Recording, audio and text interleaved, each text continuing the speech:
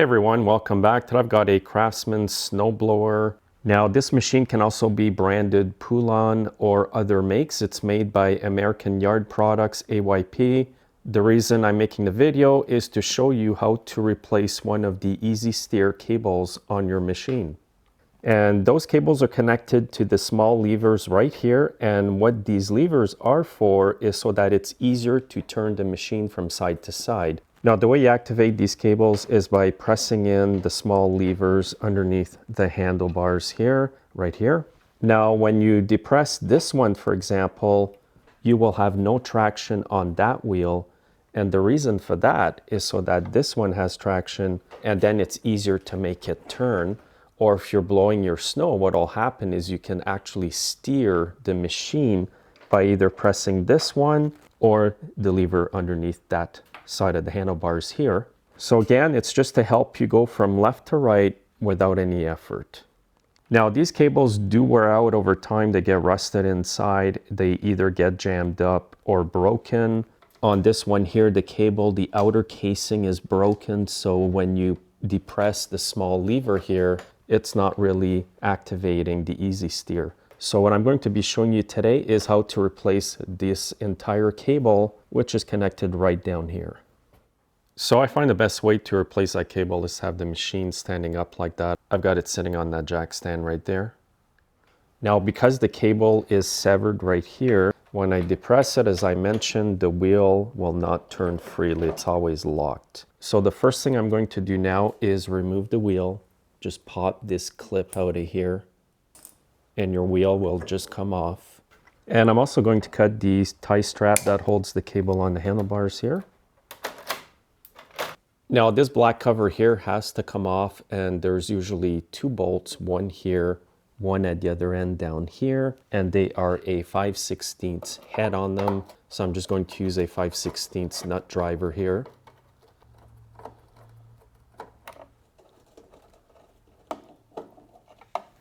And now the whole cover is going to come off.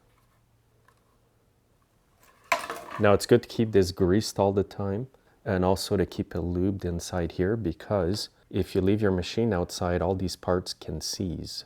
So here's where the cable is attached. It's got to come out of here and it's got to come out of here as well. And on the handlebars here, you just have to remove this bolt here. Again, it's a 5/16 head, and I will just use my nut driver for that. This is a much longer screw than the bottom ones.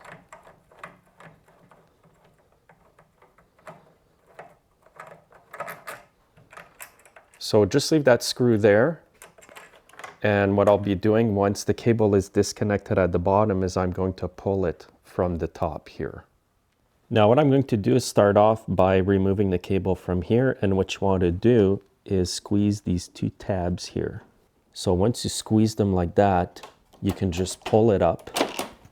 Now to get this cable out of here, just remove the small spring here. It's very delicate. And then the small clip from here as well. See, the cable came right out because then you can lift it and it pops right out.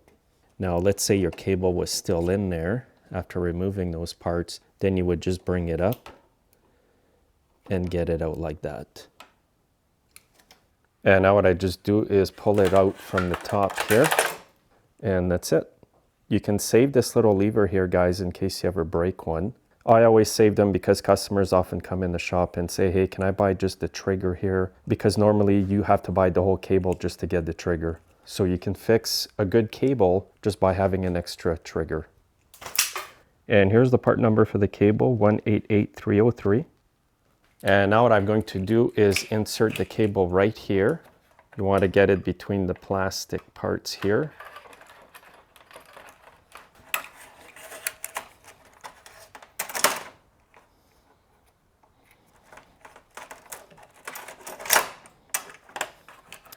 Now once you get it under here, you want to get your bolt back in.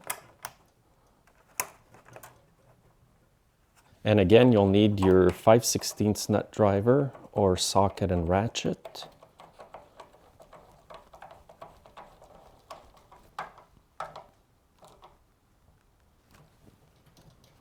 Now you want to run the cable down the handlebars.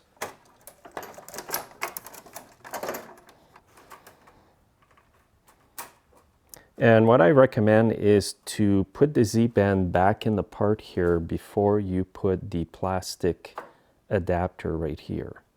It's much easier if you do it that way because you have more play in the cable. So just insert the Z-band part of the cable right here like that. Now reconnect the small shaft here.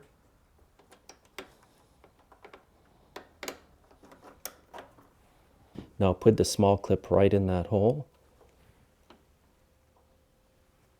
Now what you want to do is pop off the rubber here at the bottom, pull on this, get it in here, and push down until you hear it click.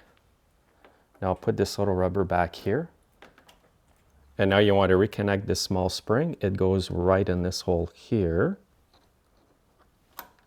And then connect the other end over here.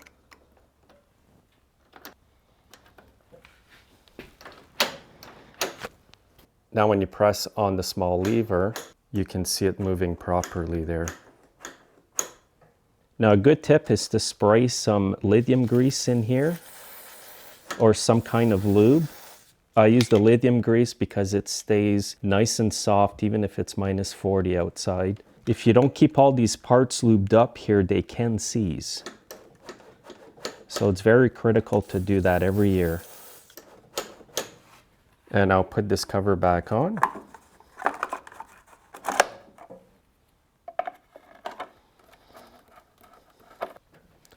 And one on the bottom left. There's only 2 bolts holding this cover.